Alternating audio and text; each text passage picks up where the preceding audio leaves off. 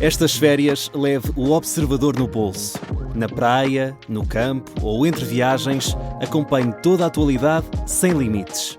Assine com 40€ de desconto e habilite-se a ganhar uma estadia de 2 noites num dos hotéis boutique da Small Portuguese Hotels. Este verão, desligue da rotina, não da informação. Assine em observador.pt.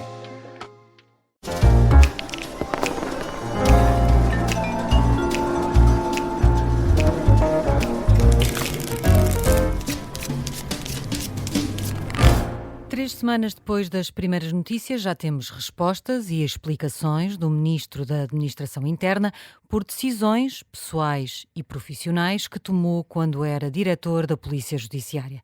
No Fora do Baralho, não vamos dar propriamente copas, paus, ouros ou espadas ao que disse Luís Neves, mas vamos olhar para esta crise no governo na jogada da semana. Antes, 3 dos nossos ases, Luís Aguiar Conraria, Jorge Fernandes e Nuno Garopa, porque a Susana Peralta tem falta a vermelho, vão falar de acórdãos revertidos, prazos na Justiça, atraso no novo ano letivo e a situação em Ceuta. Eu sou a Sara Antunes de Oliveira. Vamos aos naipes. Jorge, o teu naipe desta semana é espadas para Pedro Sánchez por causa do que está a acontecer em Espanha, mas também terias espadas para o que aconteceu na Assembleia da República esta semana, por isso tens alguns segundos muito curtos só para arrumares esse tema e ires de fim de semana descansado.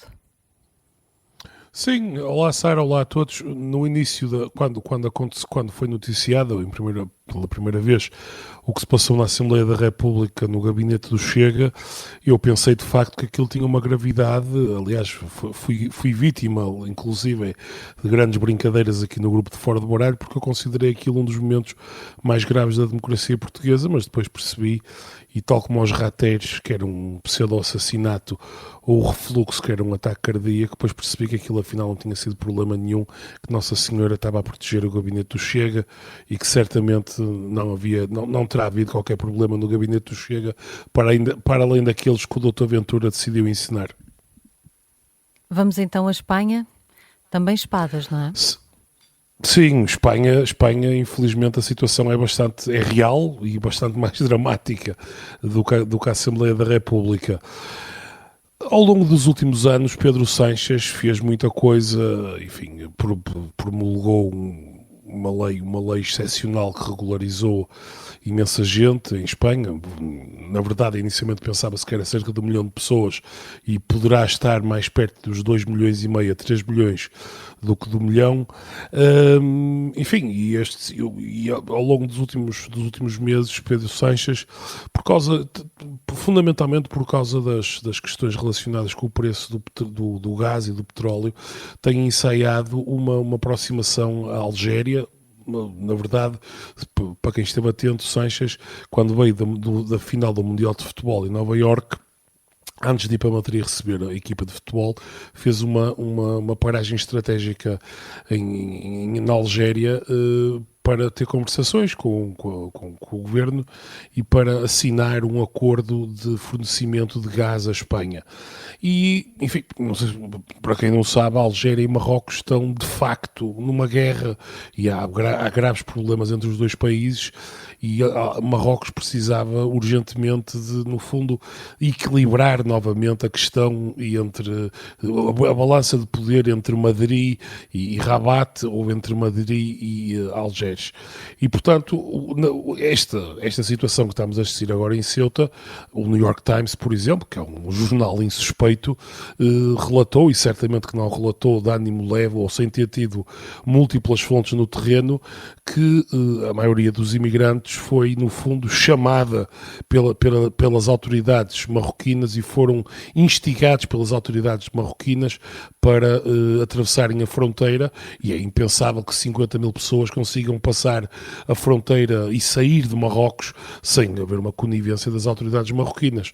E portanto, o New York Times relatou isso, e, portanto, parece-me bastante evidente que foi isso que aconteceu, e, portanto, Sánchez, Marrocos conseguiu aquilo que queria, não é? Que é entalar Pedro Sánchez do ponto de vista, acima de tudo, do ponto de vista político e eleitoral, porque parece-me, quer dizer, houve aqueles mortos, mas aparentemente a situação no terreno ficará controlada de forma relativamente rápida. A maior parte das pessoas já foi reencaminhada para Marrocos. Mas fazem sentido estes pedidos de suspensão do Acordo de Schengen? Eu acho que a suspensão do acordo Schengen faz parte da... Quem vive através da virtue signaling, quem vive através do mero circo mediático, como é o caso de Sánchez, tem de estar preparado quando outros líderes europeus, como é o caso de Meloni, também fazem esse tipo de números, porque é evidente, especialmente considerando a posição geográfica de Itália, que é um país que de resto recebe mais imigrantes do Norte de África ilegais na Europa. É evidente que não tem nenhum sentido alguém pensar que estes imigrantes que chegaram a Ceuta poderão entrar num voo em Madrid ou em Barcelona e voar dali para um aeroporto italiano. Isto não tem ponta por onde se pegue. Mas é evidente, o problema disto é que Meloni sabe perfeitamente qual é a sua, digamos, base eleitoral e está a jogar para a sua base eleitoral, e estas imagens, e isto sim penso que será a maior consequência, para além das consequências, digamos, diplomáticas com Marrocos, que certamente serão resolvidas muito provavelmente nos bastidores, mas esta será a questão política e das imagens, será certamente a maior dificuldade que Sánchez terá nos próximos meses, porque no fundo a narrativa é muito fácil de construir para os partidos, para o PP e para o Vox. Sánchez faz uma mega regulamentação extraordinária dos imigrantes e, passado uns meses, estas imagens de uma horda de gente, milhares de pessoas, milhares de homens descamisados a entrarem por território espanhol dentro. E, portanto, isso sim é o maior problema político que esta situação deixa a Sánchez, porque as imagens, como se costuma dizer, uma imagem vale mais do que 1000 palavras, e Sánchez não será impossível apagar estas imagens da cabeça de muitos espanhóis que ao longo dos últimos meses, no fundo, foram sendo quase preparados para isto, porque os partidos da direita diziam, com esta nova lei irá acontecer muito provavelmente uma situação destas. E Marrocos, naturalmente, sabe jogar o jogo político e diplomático, e eu vi algumas pessoas, enfim, de uma maneira bastante risível, a dizerem que Israel ou os Estados Unidos estavam por detrás disto. Não tem qualquer sentido a ideia que Israel terá montado isto como vingança contra a política e a diplomacia de Sánchez, que sempre foi muito vocal nas matérias relacionadas com Gaza. Não faria sentido que fosse aqui. Quer dizer, a ideia de que os judeus estão por trás de tudo, sabemos bem que é um clássico do antissemitismo, mas felizmente não é o caso. Espadas então para Sánchez. Luís Aguiar Conraria, tens copas para o Tribunal da Relação a propósito de um caso de violação. São copas por ter revertido a decisão inicial, que absolveu o arguido, ou pelo que diz o Tribunal da Relação sobre essa decisão inicial? Ambas. Já agora, portanto, este caso encontra-se relatado no DN de hoje, em papel, e foi publicado ontem online. E é daqueles casos em que há decisões erradas, há decisões judiciais erradas, não é? Pois há aquelas decisões que parecem do século passado, um século que já não existe. Eu lembro do ano passado ter ficado até bastante impressionado com as notícias que houve sobre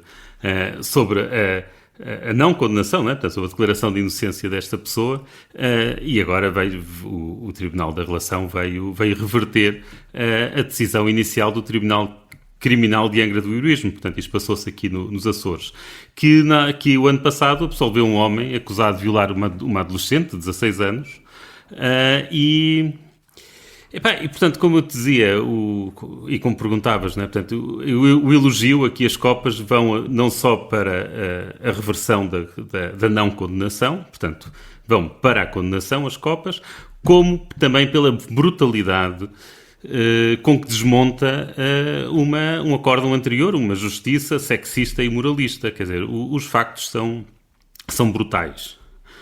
Isto basicamente, eu estou a citar partes dos acórdãos.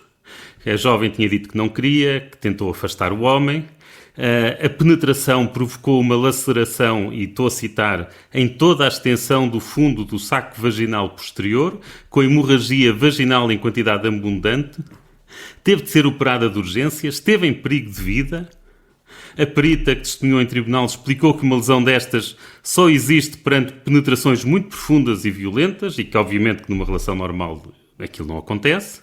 E depois disto tudo, a primeira instância absolveu, porque a rapariga não ofereceu resistência suficiente e não gritou ou não esperneou, seja o que for, não é? Portanto, não arranhou o agressor. E depois uma pessoa lê aquele acórdão do Tribunal da Relação e é um lavar de alma. Quer dizer, acho que é a forma de dizer, é um lavar de alma. Quer dizer, basicamente, acusam o acórdão anterior de ser uma coisa do século passado, coisa que eu já tinha referido. Diz que a forma como ouviram a adolescente em tribunal tinha sido, que era um exemplo do que não podia ser feito, porque estiveram a julgá-la por aquilo que lhe tinha acontecido, a perguntar se achava normal meter-se com um homem e depois achar que nada ia acontecer. Ou seja, puseram uma miúda de 16 anos que queria uns amassos, basicamente. Ela disse isso, ela usou esta expressão, só queria uns amassos, mas que obviamente não queria ser penetrada, puseram-na no banco dos réus. Bem, e já agora deixem-me a mim ser moralista. Para uma miúda de 16 anos, parece-me perfeitamente ajustado querer uns amassos, ou seja, uns apalpanços e uns beijos, e não querer penetração. Aliás, parece-me que é exatamente o mais saudável possível para uma miúda daquela idade. Pois a relação ainda acusa o Tribunal de Primeira Instância de ter desvalorizado a perícia médico-legal, dizendo que essa desvalorização assentou como uma luva na linha de defesa do arguido, e pronto. Aquela primeira decisão era juridicamente errada, era obscurantista, era, quer dizer... Eu ingenuamente acreditava que era construída em preconceitos que já tinham morrido, mas aqui este acórdão do Tribunal da Relação diz que, na verdade, que é comum nos nossos tribunais. Pronto, olha, então para terminar... É isso que servem os tribunais superiores, não é? Sim, mas não devia ser, mas a miúda não devia ter passado por isto. Certo. Tu imagina como é que ela e a família se sentiu quando o juiz declarou o homem inocente. Quer dizer, uma miúda que teve em perigo de vida por ter sido violada. Quer dizer, é de loucos, não é? Quando digo que é para isto que servem, não era para desvalorizar a Pois, eu sei. Felizmente que existem e que o nosso sistema prevê este sistema de recursos, não é? Sim, estamos todos de acordo, não é? Portanto, eu espero que este acórdão de Relação de Lisboa seja lido, estudado, ensinado e apreendido, não é? Especialmente apreendido pelos juízes e, portanto, merece as minhas copas e, obviamente, quero aqui dar um abraço à miúda e à família e pronto, este abraço é em nome de nós todos, naturalmente. Umas copas e um abraço do Luís Aguiar Conraria. Nuno, tu também tens ouros, também para uma decisão da Justiça, mas neste caso da Ministra da Justiça. Eu tenho aqui ouros, ou copas, como quiserem, um naipe positivo, porque na verdade é para falar um pouco daquilo que passou despercebido no meio de tantos acontecimentos nas últimas semanas, que foi a apresentação do pacote de medidas para a área da Justiça Administrativa e Fiscal, que aliás era uma das grandes promessas do Primeiro-Ministro no Congresso do PSD e de alguma forma acabou nesta semana, nestes últimos 10 dias, de tanto turbilhão de novos acontecimentos, acabou por passar bastante despercebido na comunicação social. E quero dar copas, não tanto pelo conteúdo das propostas, porque parte do pacote é mais do mesmo, em parte isso até pode justificar porque é que não suscitou tanta atenção e tanta excitação, porque mais medidas que, na verdade, pretendem acalmar a União Europeia e dizer que estamos a fazer qualquer coisa na área administrativa ou fiscal. Há mesmo medidas que são menos generosas que as medidas do governo António Costa, por exemplo, os 25% de perdão nas custas judiciais para ir para a arbitragem administrativa ficam aquém dos 50% que Costa dava para a arbitragem fiscal. Portanto, as medidas até são mais modestas que as medidas de António Costa, mas há uma coisa muito importante nestas medidas, é que pela primeira vez, que eu me lembro e acompanho a Justiça e os vários Ministérios da Justiça há 30 anos, há um número. A Ministra compromete-se a um prazo máximo de 18 meses para decisões nos tribunais administrativos e fiscais. Não são os 90 dias, como defende o interessante estudo apresentado ontem pelo Nuno Palma e pelo Prémio Nobel James Robinson, mas é a primeira vez que um governo assume um número, 18 meses. Mas é temerário. É temerário, porque é isso que eu ia dizer, porque os números neste momento, a média é superior a 2 anos e há muitos processos acima de 5 anos. Portanto, 18 meses é uma meta ambiciosa, tendo em conta os valores médios que temos neste momento. Mas é um número que finalmente podemos ver no final da legislatura. Portanto, no final da legislatura vamos ver se a média é inferior a 18 meses, que 18 meses é o prazo máximo, ou se o governo assume uma derrota total na área da Justiça por não conseguir atingir esse número. Mas é a primeira vez que o Ministério da Justiça assume um número como objetivo, portanto, finalmente temos uma meta quantificada, agora é esperar pelo final da legislatura e pela coragem de assumir essa meta quantificada, eu dou ouros ou copas à Ministra da Justiça.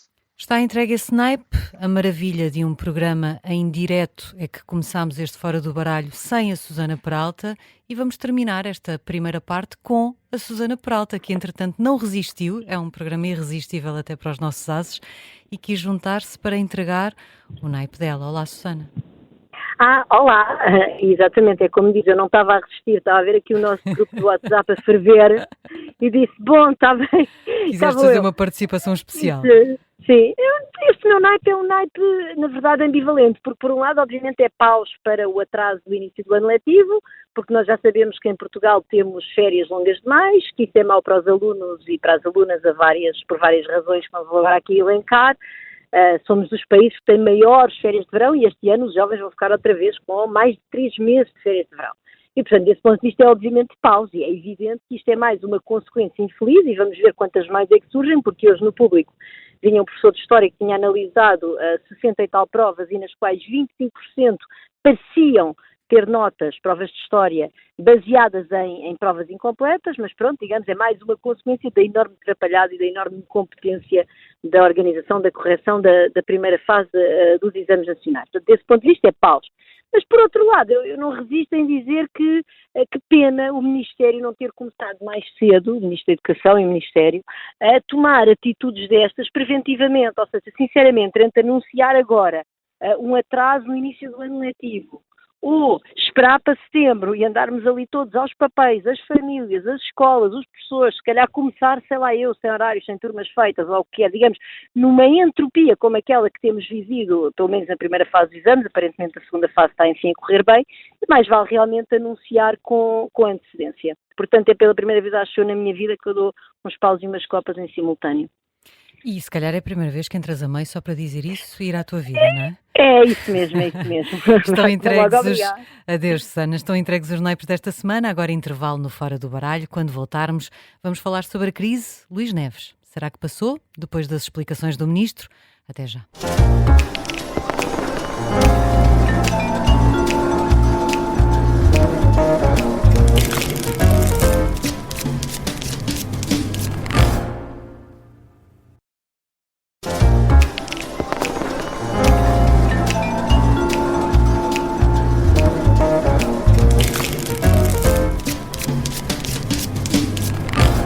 Estamos de regresso ao Fora do Baralho com Luís Aguiar Conraria, Jorge Fernandes, Nuno Garopa e quem sabe, Susana Peralta, se a irritarem suficientemente com aquilo que vão dizer, pode ser que a Susana decida voltar.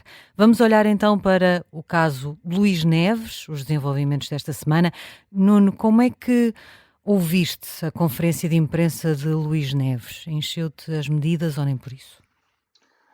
Repara, quando nós começámos a falar deste tema aqui, a minha percepção do tema sempre foi que o problema da informalidade de Luís Neves, que no fundo trata-se, enfim, de uma informalidade, de todo um conjunto de falta de rigor das suas práticas de gestão da Polícia Judiciária, eu sempre disse que para mim o grande problema não era o Luís Neves, era a Polícia Judiciária.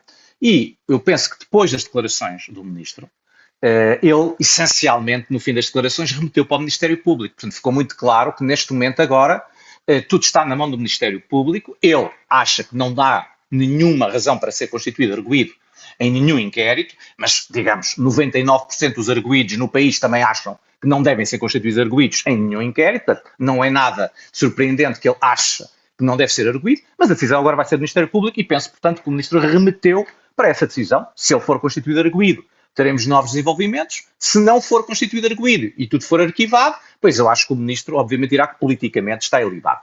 Agora, a Polícia Judiciária é um assunto completamente diferente. Eu acho que isto desprestigiou muitíssimo a Polícia Judiciária e não acho que as declarações do Ministro tenham sido boas para a Polícia Judiciária. Porque, essencialmente, o que ele disse é que durante os 8 anos que ele foi Diretor Nacional da Polícia Judiciária, geriu tudo aquilo com uma imensa informalidade, aliás, com bastantes ilegalidades, que ele diz que não são muito graves e que são do lado do bem, mas são ilegalidades, incumprimento de declarativos, ignorar despachos do Ministério Público, não cumprir despachos do Ministério Público, etc, etc, etc. E, portanto, isso cria um grande problema à Polícia Judiciária, porque uma polícia de investigação criminal que está a investigar os crimes das outras pessoas não pode ser uma instituição suspeita de informalidades e ilegalidades. Isto agravou-se, na minha opinião, com outras duas intervenções esta semana. Por um lado, vários jornais noticiaram que o atual diretor financeiro da Polícia Judiciária confirmou que muitas destas operações não costumam ter documentação. Portanto, passámos a saber que a Polícia Judiciária toma decisões em que não há documentação nenhuma, portanto, que é normal esta informalidade de atrelados e de pagamentos e de coisas que decidem na Polícia Judiciária sem documentação. E, por outro lado, o antigo diretor da Polícia Judiciária, portanto, a pessoa que saiu em 2018, afirmou que tudo estava documentado, declarado e formal antes de 2018. Portanto, a Polícia Judiciária tinha uma gestão formal, documentada, cumprindo obrigações declarativas e despachos do Ministério Público até 2018. Portanto, isto para mim cria um enorme problema à Polícia Judiciária, que sinceramente não sei como é que a Ministra da Justiça e o Primeiro-Ministro acham que vão resolver o problema criado na Polícia Judiciária.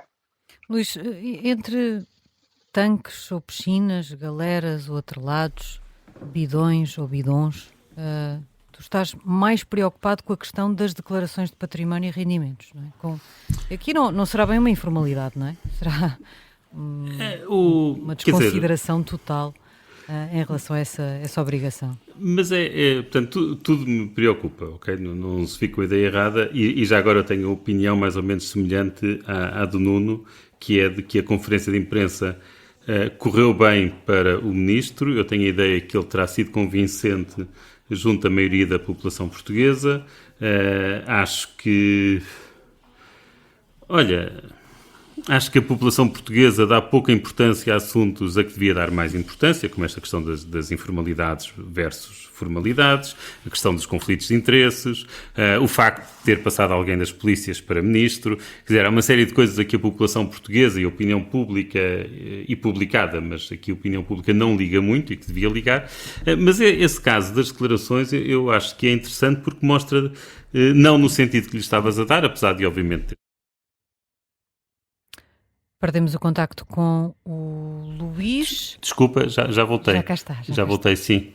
Onde é que eu tinha ficado? Onde é que ouviram-me até? Estavas a dizer que em relação às declarações, a preocupação não tinha a ver com aquilo que eu estava a dizer. Apesar de concordar com o que disseste, ou com o que estava implícito na tua pergunta, mas queria chamar a atenção para outro pormenor, e que tem a ver com o interesse que, como funcionam as nossas instituições. A verdade é que ele não entregou as declarações e ninguém deu conta. Ninguém deu conta, não é? Portanto, passaram vários anos e se não tivesse sido este escândalo, agora, ninguém tinha dado conta. Ou seja, se eles tivessem entregue, também ninguém as ia ler. O Tribunal Constitucional respondeu ao Observador que não tem meios para Pronto, fazer a fiscalização. Então, mas se não têm meios, então para que é tudo o que é justo? É que, repara, esta obrigação, as pessoas podem achar que isto é só do diretor da Polícia Judiciária, porque obviamente é um cargo muito importante, mas não é. Há dezenas ou centenas e centenas de empresas públicas neste país e todos os membros dos conselhos de administração têm de fazer estas declarações. Quer dizer, isto é enorme. Quer dizer, a quantidade de pessoas que têm de fazer estas declarações é mesmo enorme. Se não há condições, e se não têm condições para fazer a verificação se entregam, então ainda menos têm condições para ver para ler os que entregaram. Portanto, basicamente as pessoas andam ali, e já agora eu conheço estas declarações, a minha mulher teve de fazer uma recentemente, é difícil de preencher, aquilo é um pormenor extraordinário, uma pessoa vai para a cama e lembra-se de outra coisa, tem uma conta na Revolut, é preciso incluir a conta da Revolut, quer dizer, aquilo é uma devassa enorme. Mas de facto ninguém lê, portanto a verdade é então para quê? Então para quê? Mas com a expressão devassa é porque entendes que é excessivo? Não, porque eu não quero dizer que seja excessivo, porque eu acho que aquilo é aceitável. Mas é devassa no sentido de, não queria dar esse cunho negativo, está bem? Sim. Eu não queria dar esse cunho pejorativo. Queria só dizer que era pormenorizado. Muito pormenorizado, sim, muito pormenorizado. Quer dizer, quando alguém tem uma conta Revolut, como todos nós temos, que é para ter 300 ou 400 euros lá na conta, ou meter 1000 quando vai ao estrangeiro, para ser fácil fazer pagamentos, e isso ter de estar incluído, quer dizer, porque inclui mesmo que são as contas em em bancos estrangeiros, não é? Portanto, imagina até que haja muitos gestores públicos que me estejam a ouvir e que se estejam a dar conta que se esqueceram de incluir esta declaração. Mas, portanto, de Vaz era no sentido de ser muito pormenorizado.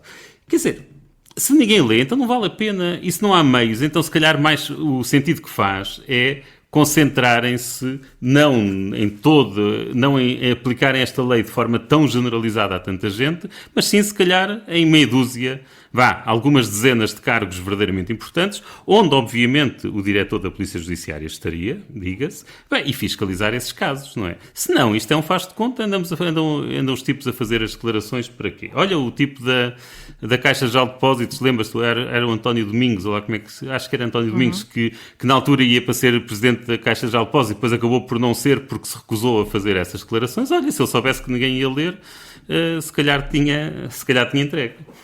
Eu estava aqui a olhar para uma das televisões no nosso estúdio e estou a ver António José Segura em direto com uma frase por baixo, com uma citação a dizer, ele está a falar em direto de Marvão, numa visita que fez hoje, diz: continua a confiar na Polícia Judiciária. Tu estavas a dizer, Luís, que achavas que a conferência de imprensa que ele saiu bem para a população em geral nesta conferência de imprensa, mas eu concordo. Ambos falaram sobre isso, tu e o Nuno.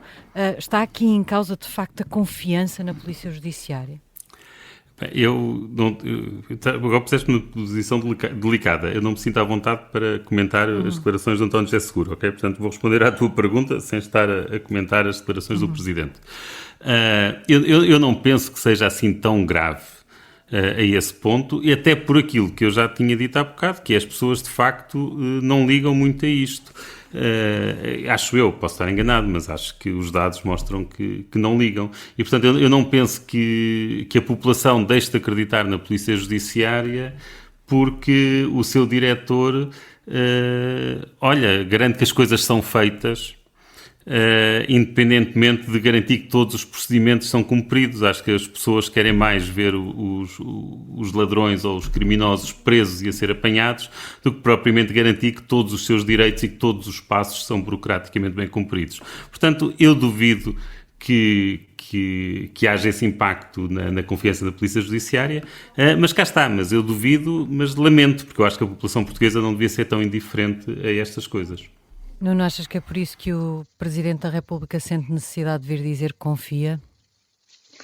Pois, eu aqui tenho talvez uma opinião mais negativa que o Luís. Eu acho que há repercussões na confiança da Polícia Judiciária, nomeadamente porque já há alguma falta de confiança no Ministério Público, há dados para dizer isso, e, portanto, há um problema que se coloca com os despachos de arquivamento. Portanto, a imagem que está a sair e que é alimentada pelo populismo nas redes sociais é que os despachos de arquivamento são por conivências políticas e não por investigações sérias. Todos estes casos estão a alimentar essa narrativa e, portanto, é óbvio, quer dizer, não vale a pena estarmos aqui com segredos. Isto, de alguma forma, é bom para o Chega e acho que é bastante mau para o PS e para o PSD. Agora, se isso quer dizer que há menos de 30 mil votos, ou mais 50 mil votos, ou menos 100 mil votos, não sei. Agora, acho que é um problema grave que não sei como é que a AD e o PS vão resolver em termos de credibilizar a Polícia Judiciária e o Ministério Público para que haja uma confiança generalizada nos despachos de arquivamento e não a narrativa prevalecente de que os despachos de arquivamento são meramente reflexo de conivências políticas do Diretor Nacional da Polícia Judiciária, do Procurador-Geral da República e de quem quer que esteja no Ministério da Justiça. Mas para isso basta afastar o Ministro da Administração Interna? Não, foi por isso que eu disse. Eu não penso que a questão do Ministro da Administração Interna seja muito relevante nesta altura. O problema já não é esse. O problema é a Polícia Judiciária, porque evidentemente o afastamento ou não afastamento do Luís Neves não altera as circunstâncias daquilo que nós já sabemos. E estamos, no próprio caso do Luís Neves, estamos agora pendentes de um despacho de arquivamento do Ministério Público. E não sei como é que esse despacho de arquivamento, ou a constituição de arguido, do Luís Neves, vai ser recebido pela opinião pública quando isso acontecer lá para setembro ou outubro, não é?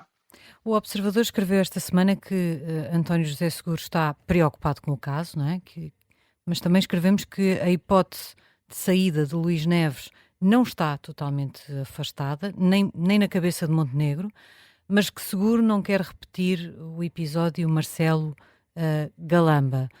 Jorge, faz sentido esta espera, estando a possibilidade na cabeça de toda a gente, aparentemente, esta ideia de esperar para ver como corre o verão e se aparece mais qualquer coisa ou se não aparece mais qualquer coisa faz sentido ou se está só a empurrar um problema com a barriga e a criar um problema ainda maior?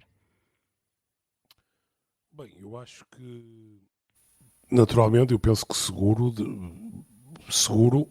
terá aprendido uma lição com Marcelo Rebelo de Sousa, no caso Galamba, em que Marcelo foi absolutamente humilhado e desautorizado por António Costa na praça pública, depois do Presidente ter dito de forma absolutamente cristalina que o Ministro não tinha condições, e António Costa basicamente deu uma conferência de imprensa em que disse que era o Primeiro-Ministro que competia a escolha dos ministros e a composição do governo. E, portanto, eu presumo que António José Seguro não queira, naturalmente, ter uma nódoa dessas no seu mandato. No entanto, é preciso sublinhar que houve muitas críticas a Marcelo Rebelo de Sousa. Eu fui muito crítico de Marcelo Rebelo de Sousa e não sei se ele ouve o nosso programa, mas sei que deve continuar a ouvir muito programa político que se faz em Portugal, e eu já vi muitas pessoas a dizer aquilo que eu vou dizer a seguir, que é, de facto, Marcelo era um extremo absoluto,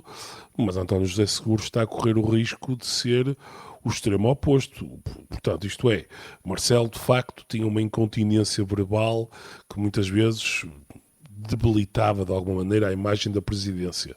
Mas António José Seguro, ele ele faz saber que está a fazer muita coisa nos bastidores. Mas quer dizer, o facto é que, neste momento, pelo menos, o Presidente da República, aparentemente, não dá sinais de vida. Quer dizer, o comentário, Sara, que tu estavas agora a dizer, e que ele reiterou a confiança na Polícia Judiciária, tem naturalmente um destinatário, que é a Polícia Judiciária, que é o Primeiro-Ministro. No entanto, deixa-me ressalvar que eu não ouvi a conferência de imprensa toda de António José Seguro. Mas nem eu, estava só a olhar aqui para uma frase numa televisão enquanto ele estava em direto, não é? Não sabemos o contexto, mas sabemos que António José Seguro estava preocupado com a possibilidade de uma comissão de inquérito por entender que ela poderia fragilizar precisamente a Polícia Judiciária, não é? Exatamente, mas eu termino sobre o Seguro e já vou falar sobre isso. Mas acho que o António José Seguro tem que ter cautela aqui e tem que mostrar que a presidência existe, não é? Quer dizer, não podemos passar de um extremo de Marcelo até uma pessoa que é simplesmente uma rainha de Inglaterra, ou menos do que isso, que está ali simplesmente, inaugura algumas coisas, ser uma espécie de corta-fitas deste regime, embora, enfim, o corta-fitas no outro regime, o regime estava moribundo e aqui o nosso regime também moribundo está, portanto, mas é o que temos. Dito isto, eu pessoalmente eu percebo que seja perigoso, especialmente sendo uma comissão de inquérito liderada ou pedida pelo Chega, digamos assim, mas depois daquilo tudo, depois da conferência de imprensa que Luís Neves deu na última semana, eu acho que há todos os motivos para fazer uma comissão parlamentar de inquérito à Polícia Judiciária. Porque, vamos ver uma coisa, aquilo que nós soubemos desta informalidade, desta maneira de trabalhar da Polícia Judiciária, a Polícia Judiciária lida com casos tão importantes para a sociedade portuguesa como, por exemplo, a Operação Vencer.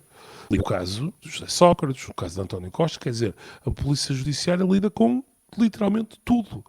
Portanto, eu acho que alguém tem, quer dizer, quem é que guarda os guardiães? É a velha questão que se coloca nos estudos judiciários, que é, quer dizer, a dada altura, quem é que vai fiscalizar? Ou nós assumimos que a Polícia Judiciária está em roda viva, não tem qualquer tipo de controlo no sentido de accountability, e, portanto, nós assumimos isso e, no fundo, entramos na lógica de Luís Neves, que é acreditamos na bondade intrínseca das pessoas que dirigem a polícia e, portanto, aquilo está roda livre, não respondem perante ninguém, sob pena de, porque esse é o argumento de quem é contra a Comissão Parlamentar de Inquérito, sob pena de podermos pôr em causa aqui a separação de poderes ou, eventualmente, até vir a falar em público de casos que são, dada as funções que a polícia tem, que esta polícia tem em particular, que são altamente delicados. Agora, é preciso saber vai preciso responder a várias coisas. Aquelas informalidades e a maneira como a polícia era gerida restringiu-se a estes casos que nós sabemos, portanto, ao outro lado, enfim, à casa de Luís Neves, à relação com o empreiteiro, à sua questão com o Tribunal Constitucional e as questões de declaração de patrimónios, ou a informalidade acontecia também noutros casos, eventualmente até envolvendo figuras gradas do regime. É importantíssimo sabermos isto, porque se o último ponto for verdade, no fundo, se a informalidade também aconteceu noutros casos, é evidente que poderá haver consequências, inclusive consequências jurídicas, porque vamos ver uma coisa, a Polícia Judiciária investiga, produz prova, faz uma série de coisas. As pessoas que estão a ser julgadas, que são arguídos em processos judiciais nos quais a Polícia Judiciária interveio durante a fase de investigação, será que todas as suas garantias constitucionais foram observadas? Porque a questão da informalidade é uma coisa muito grave.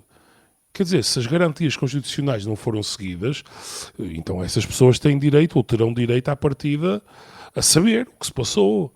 Portanto, eu percebo que haja muita gente dentro do regime que está em pânico absolutamente com uma comissão parlamentar de inquérito, especialmente conduzida pelo Chega. Mas eu acho que temos que pesar os prós e os contras de sabermos se queremos ou não perceber exatamente até que ponto a informalidade comandou a Polícia Judiciária, se a informalidade continua, porque é preciso perceber da maneira que o Luís Neves relatou as coisas. Ele não falou apenas dele, ele falou de uma informalidade que se espalhou, digamos assim, por várias pessoas. Ele falou daquele diretor financeiro, enfim, um conjunto de pessoas que saberiam, que também, no fundo, cooperavam da mesma maneira. E eu suspeito que muitas dessas pessoas não saíram, quer dizer, não tendo saído para a política, continuam na polícia e continuam em funções semelhantes. E, portanto, é preciso nós sabermos se aquelas práticas continuam neste momento, mesmo com outro diretor. E, portanto, tudo isto é demasiado perigoso para brincarmos simplesmente com isto. Nuno e Luís também. Seria útil a comissão de inquérito ou seria um risco? A comissão de inquérito é um enorme risco para a Polícia Judiciária. Mas quem criou o problema foi Luís Neves, não foi o Chega. Portanto, vamos começar por aqui. Foi Luís Neves que em 2018 inaugurou uma gestão de informalidade, e há que acrescentar ilegalidades, porque estamos a falar de despachos do Ministério Público que a Polícia Judiciária não cumpriu. Isso não é só uma informalidade, isso são ilegalidades. E, portanto, quem criou o problema foi Luís Neves. A alegação é que não havia dotação orçamental para cumprir esse despacho, não é? Pois, mas a lei prevê mecanismos para isso. E os mecanismos não é vou dar o outro lado ao meu amigo. O que a lei prevê é que nessa altura tem que contactar os serviços do Estado que são responsáveis pela tutela orçamental e, no caso de ser confirmado que não há captação orçamental, tem que ir ao Ministério Público e ter um despacho do Ministério Público que altera o despacho anterior. É isso que a lei prevê. Não é, agora não me apetece, não há captação. Eu acho que não há e vamos embora. Portanto, as coisas têm que ser feitas formalmente. Agora, eu acho que, evidentemente, o PS e a AD vão sair mal nesta comissão de inquérito, não me parece de outra maneira, o Chega vai sair bem. O único argumento que não percebo até desta conversa que tenho ouvido estes dias é isto é um tiro no pé do Chega. Não, parece-me que é evidente que isto é o que o Chega quer e foi servido de bandeja pela AD ao Chega. Isso agora é um problema da AD que a AD que vai ter que resolver depois do verão. Já agora, Luís, mesmo para terminar, pró ou contra? Bem, nós começámos este programa, ou pelo menos, não sei se foi logo no início, a falar da possibilidade daquele ato de vandalismo no gabinete do Chega ter sido provocado pelo próprio Chega. E acho que ninguém põe essa hipótese de parte. E, portanto, olhem, imaginem o que é uma CPI comandada por pessoas em relação às quais nós pensamos isto. Vamos ver se afinal ela vai ou não vai acontecer. Ponto final neste Fora do Baralho. Se algum destes temas ou qualquer outro deixou com dúvidas, já sabe que pode partilhá-las connosco e procuraremos responder no episódio de domingo. Basta enviar um e-mail para foradobaralho@observador.pt. Este fim de semana as respostas serão do Jorge Fernandes. Até para a semana.